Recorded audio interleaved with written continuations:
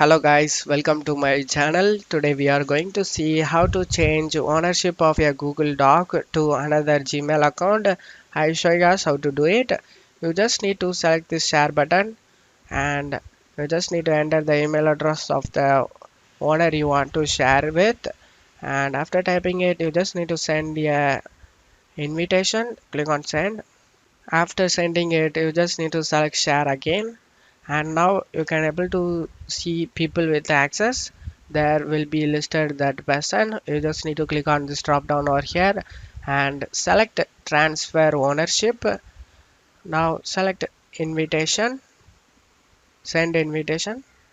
Now the invitation has been sent, guys. Now the person need to accept this ownership, guys. After accepting the ownership you can able to see that owner has been changed, guys. Now just close it up here, just go share again.